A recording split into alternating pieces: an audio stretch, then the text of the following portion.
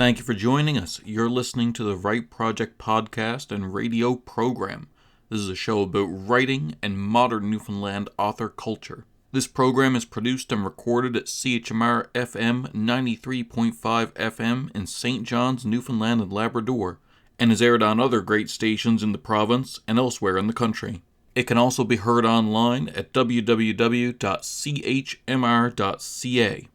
I'm your host, Matthew LeDrew, author of the Infinity series and founder of Engine Books. Let's see what we have today. Today we're talking to Jed MacKay, a storied author for Marvel Comics of all places. He has written 3 volumes of his ongoing series Black Cat, a spin-off of the popular SpiderMan franchise. He's also currently writing Taskmaster, a villain series focused on the villain from the upcoming Black Widow movie in the Marvel Cinematic Universe, and he's written short fiction for Dystopia from The Rock. Thank you for joining us, Jed. Okay, we are on the line here with Jed MacKay. This is a very special episode of the Write Project podcast because it's not often that we get people as widely read or as widely circulated as Jed. He not only writes some prose, he wrote for Dystopia from The Rock with a wonderful short story with that, but he's mostly known for writing for Marvel Comics. He's written for Daredevil, The Man Without Fear, Spider-Verse, his ongoing series Black Cat, the spinoff of the Spider-Man character. He just started writing a book called Taskmaster, which is one of my fan favorite characters. I'm a huge Marvel head, so I'm going to drive you insane on this call, by the way. I got an upcoming issue, I believe, in Wolverine, Red, White, and Blood. Just all of this amazing stuff around you. Thank you for joining us, Jed. Oh, no problem. Thank you for having me on. Absolutely. Okay, first of all, I wanted to talk about the end of the Black Cat series because it ended off on a kind of ambiguous note. I believe it even there was even a preview that her story might continue in King of Black. Is that right?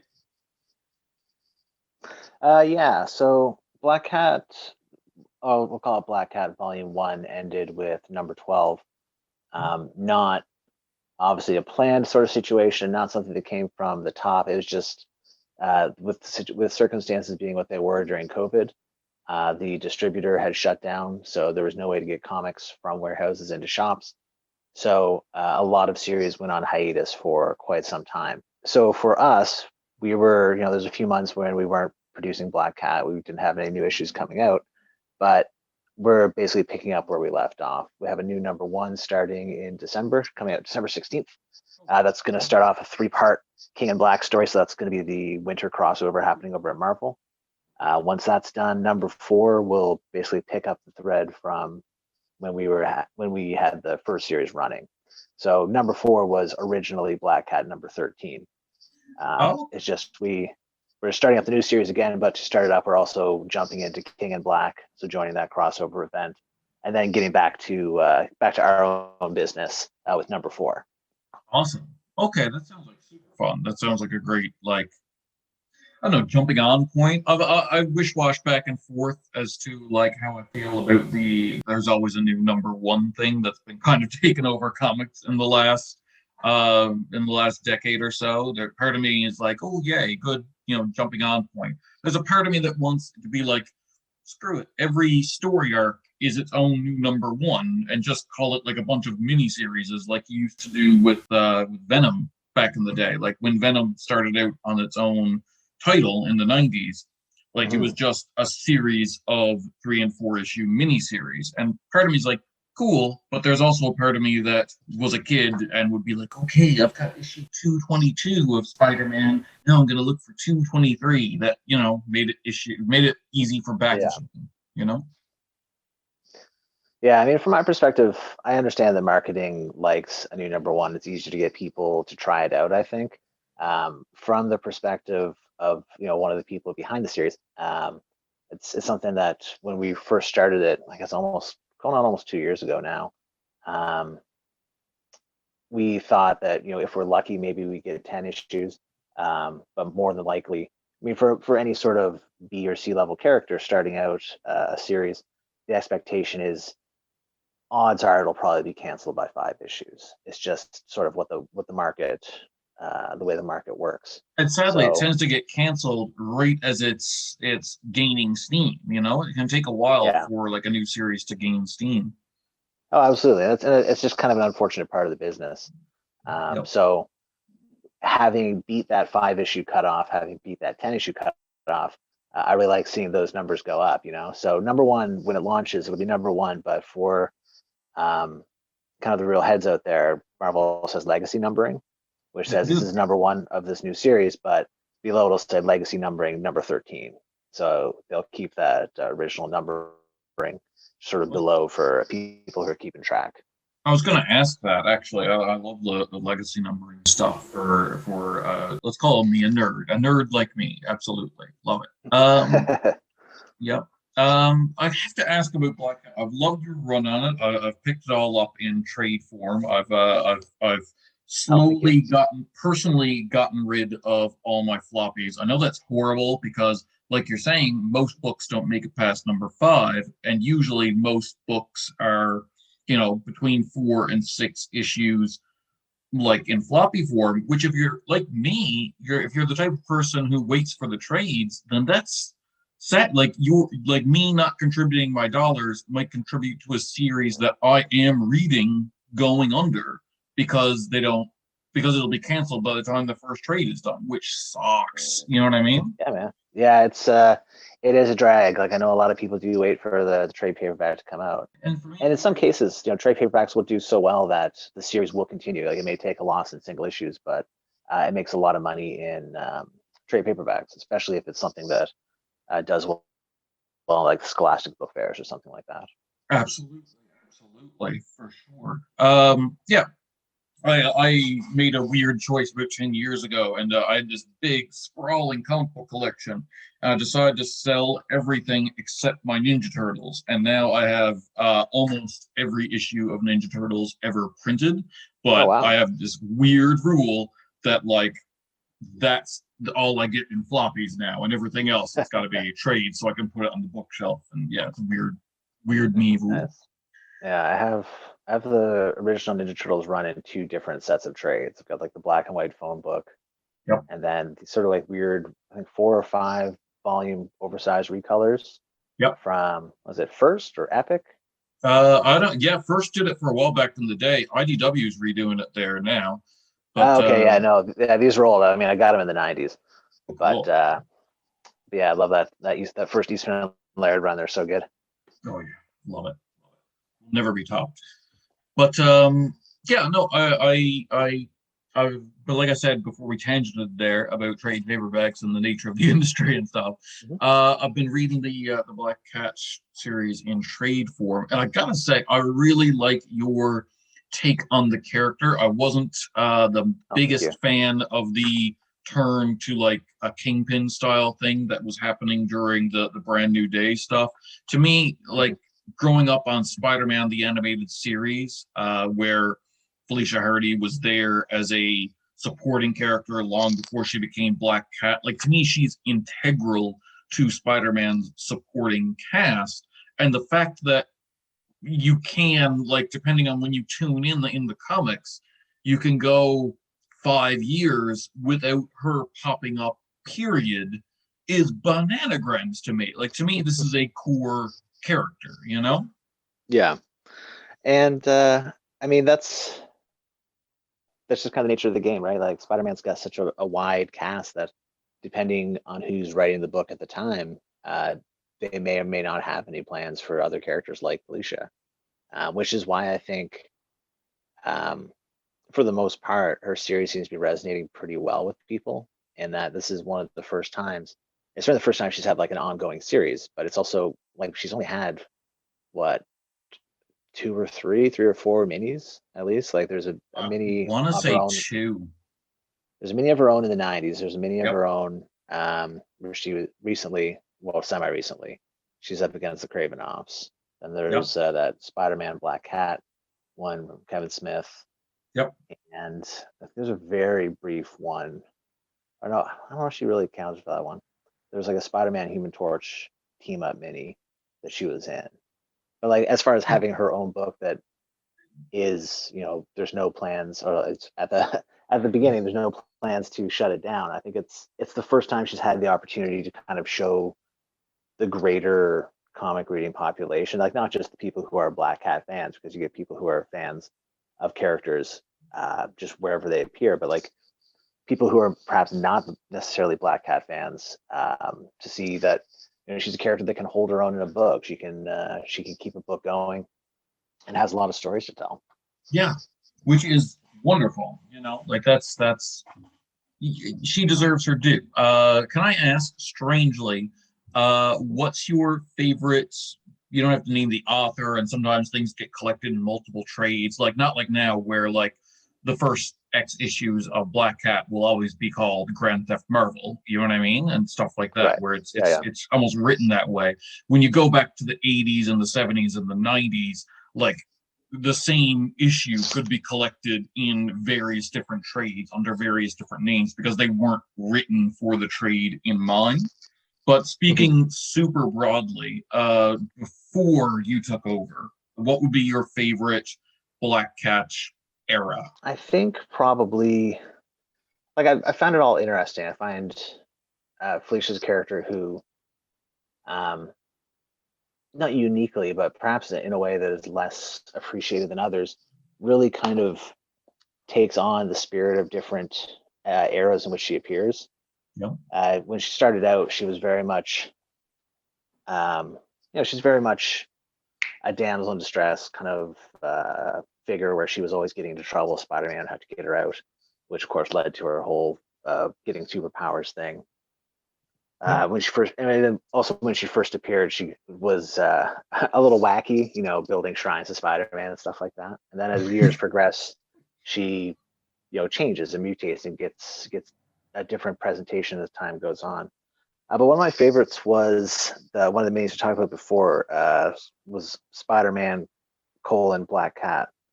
It was written by Jen Van Meter. It was drawn by Javier Pulido, Okay. and it was very similar to kind of what I wanted to do with the character. There's a lot of fun, there's a lot of action, a lot of adventure, building a supporting cast, just generally that kind of thing. So I think that's probably the one I would like the most, because like before I got this job, I wasn't someone out there who was like, campaigning for Black Cat on Twitter. I didn't choose it, just another character that I knew from Spider-Man comics. And when they said, "Hey, do you want to write Black Cat?" I'm like, "Yeah, sure. I'm sure I could do something fun and interesting with that. I just have to go back and do my research." Yep. So it wasn't like a dyed in the wool fan before I got the job. So it was only once I got the job that I started doing the reading and familiarizing myself with the character and figuring out what sort of take and what sort of direction I'd like to go with her. I find that supporting characters for like the large one, like there's a problem with writing comics in general, when you're writing serialized fiction or even just writing in general, where like the story serves the main character. So sometimes supporting characters can be like, what does the plot need them to do, not what they would do as characters. Some of my favorite stories that involve like a supporting character getting their own stuff is kind of recontextualizing that kind of unevenness from their past, where it's, you know what I mean? And I feel like your series does that a lot, where it rides that line. It doesn't forget that she's been written unevenly. You know what I mean? Where one time she's good and another time she's bad. It keeps all that in track, and in some ways, like gives it context to where the past stories that were written by different writers who may or may not have been in communication with each other make more sense now. You know what I mean? Yeah, for sure. I mean, like I said, when a character is a supporting character in someone else's book, they're there to, they're basically there to serve at the pleasure of the plot that involves the main character. Yeah. When you have that supporting character branch off into their own book, all of a sudden they're the main character. They get the push, they get the camera following them, and they also get the chance to explain what they think and how they're feeling and what they're doing. And since they're the main character, what they think, what they feel, what they're doing is the most important thing in the book. Absolutely. Also, though, it's something that is kind of goes hand in hand with that is that supporting characters generally get, fleshed out to a certain extent, but at the same time, they're there for a particular purpose. Like Black Cat shows up in other books to steal something, whereas in her own book, we see what goes into stealing something. It's Yeah. not just she has magical power; she can go and create heists. In her own book, we see, okay, well, this is how much work goes into doing one of these jobs. Whereas as a guest star, she just shows up at the thing and says, "Hey, here's that thing you wanted." So you get further explanation of not just why they do things, but also how they do things. Okay, that makes sense. It's like expanding the mythos and recontextualizing, which is a lot of what this is. Yeah. Mm-hmm. In general, what's it like to work for Marvel or a big company like that? Like in some ways, I'm very jealous. You're like contributing to like the modern myths of our time, like the larger than life, like big drama stories kind of thing. Like it's forever a part of that now, which is something that geeks like me like pore over. Like that series from the 90s you were talking about, that Black Cat mini. I've Mm-hmm. read that, and my like all of a sudden, I'll just be like, okay, well, I need to read every Spider-Man issue in chronological order because I'm a giant nerd, and I'll go through that. Right. Which means if some nerd in 10 years is doing that just like I did, they're gonna go through the Black Cat stuff that you've read. Like there's unlike with my stuff where like hopefully it'll exchange like have some longevity and be read. Right. You've kind of got this guarantee, like there is going to be some longevity to this, even if we don't use the word like download here, but even if your stuff like will Marvel Unlimited, it'll probably never be out of print or anything like that. It'll always be on that platform so that people can read it and stuff like that. What's that like? Well, the thing is with comics is yes, it will. I mean, sorry, comics, specifically comics working for a large mainstream publisher is, yeah, it will be there. People will be going back to read it.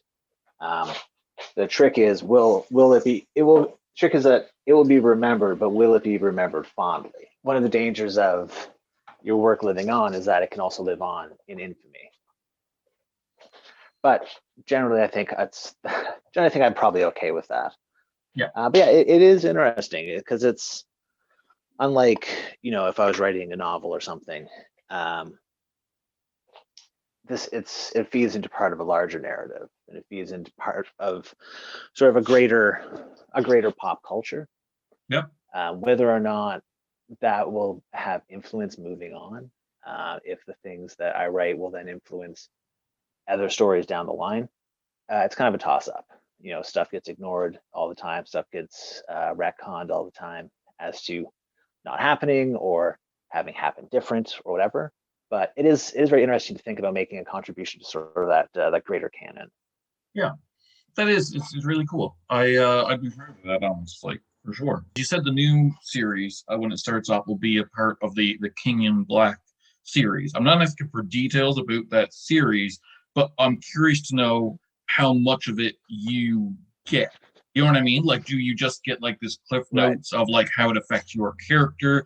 Do you get a full breakdown so that you can integrate your character into it? Like, basically, like without, and I'm not asking specifically about Kenyan Black. I'm more like extrapolating, be like, how do these big series get written? Because in some ways, I'm trying to emulate it now. Like we've got the Slipstreamers series over at Right. Engine, Yeah, of course. where we're getting different authors to write a larger serialized story. So I'm curious how that works from your perspective with a big project like with Marvel. So yeah, for King, it depends. It depends on the level in which you're involved in it. I wrote, for instance, an Absolute Carnage tie-in that came out last fall. It was Absolute Carnage Weapon Plus, and in that event, I didn't really know what was happening because I didn't need to. Right? They said we want to do a thing where Weapon H has a fight with Carnage, and beyond what was already out, I don't think I really knew anything more than that, and that was fine. I didn't need to. Yeah. Whereas something like Kenyan Black, where you've got 3 issues that tie directly into it, I need to know where characters are between issue 3 and 4, or between issue 1 and 2 of the main King of Black miniseries, right? So for King of Black, I had the whole, basically the whole outline that Donnie had written. So, got from the editors. I had some art from the first issue, say like, this is what it's going to look like while this event is happening. So, plan accordingly. And, this is where these characters are going to be. So you can basically slot your story in where you see an opening. So the basically the short answer to your question is, it just depends on how involved that I have to be. If it's a largely extraneous tie-in, then I don't really need that much information, so I'm probably not given that much information. Whereas if it's something that's, I wouldn't say integral, but certainly more closely knitted in, then you need more information. And then the editors will give you that. They have outlines, they have branding documents they've created to say, here's what's happening with this, here's what this looks like, here's where we're going to be at the end of this. Okay. Which is kind of part of the larger Marvel thing, where every year Marvel would have a couple retreats where they would bring together a lot of the creators who are working on a lot of the core stuff, and bring everyone together, and everyone would say, here's what we're working on for this, here's what this is going to look like, here's what this is going to look like next year.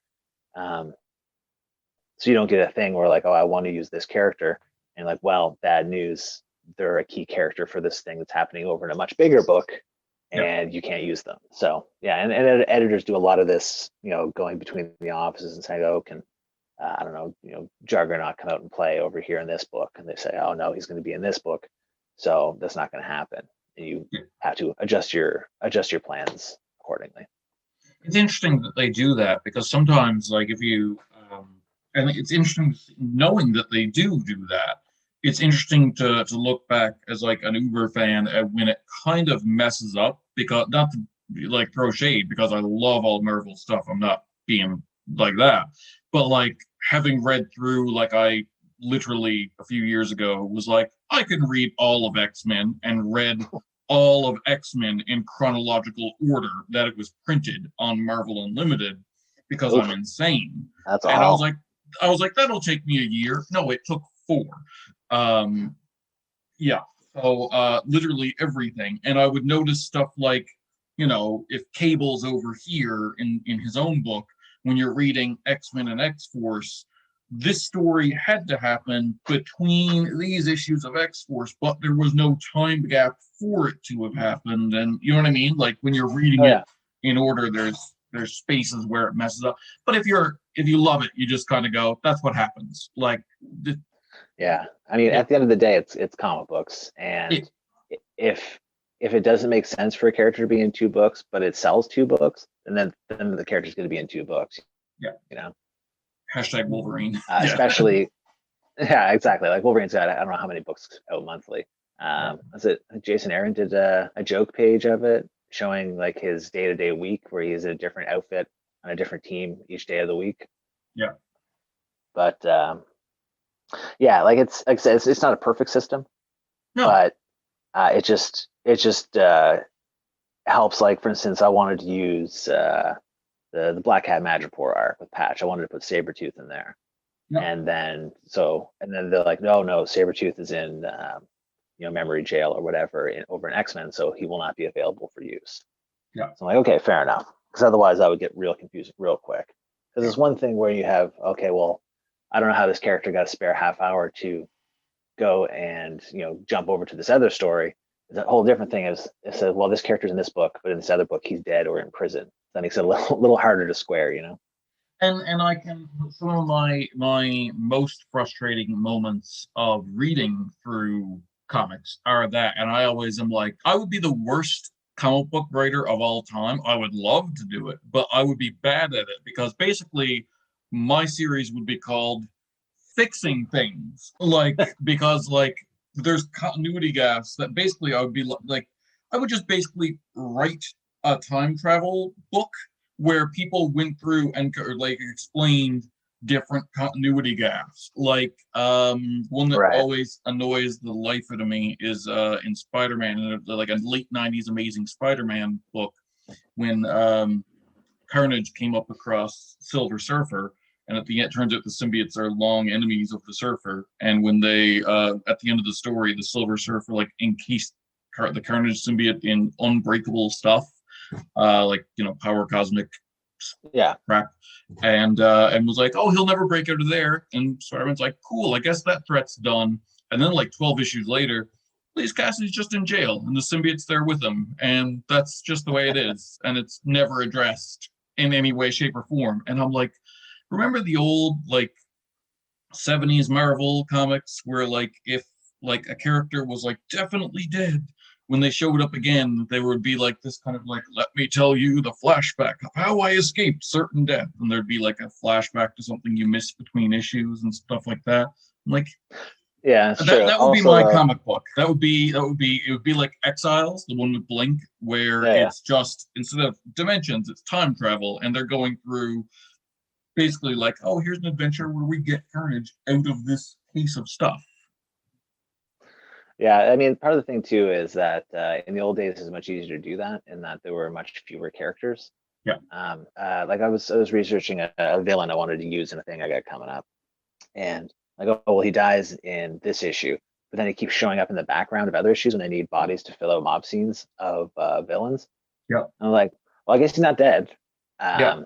Because I mean, it's the thing is, you want to do your research and you want everything to make sense and hang together. And I'm perhaps a little more slavish to that than I should be.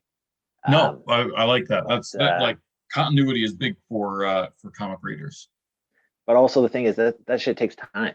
Like it takes a long time to go track down the issues that these characters appeared in, the issues that they died in, the issues that they maybe came back in or certainly feature in. Are they the same character? Are they someone else with the same outfit?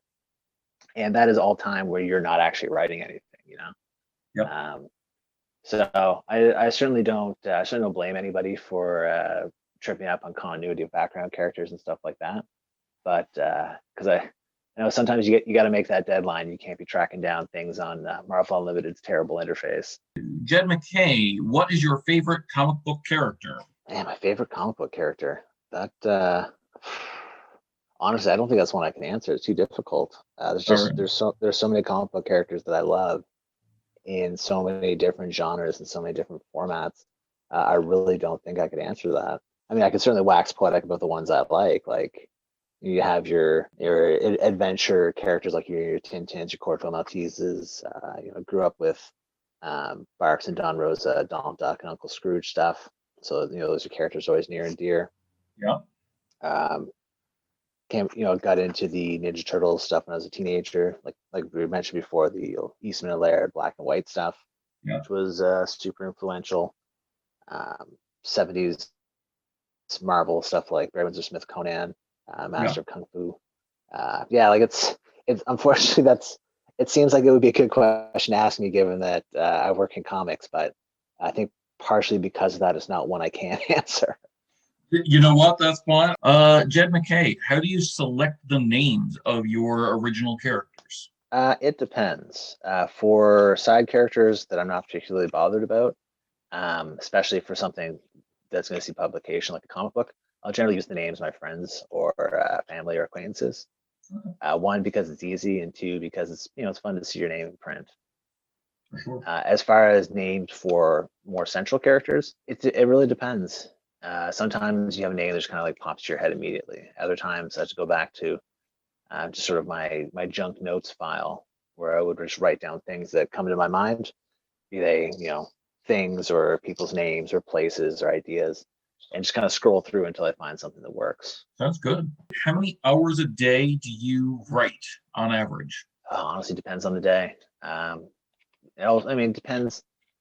It's like mining, sometimes you're scrambling and hustling. You can only get a few nuggets. Other times you tap into a rich seam. You can just go all day. So yeah, I think it just varies so wildly. There's days I don't get any writing done just because of I have other things I need to do. I have chores, got stuff I gotta take care of. Other days I'll work basically all day. Awesome. Sounds good. I know that story. Yeah, for sure.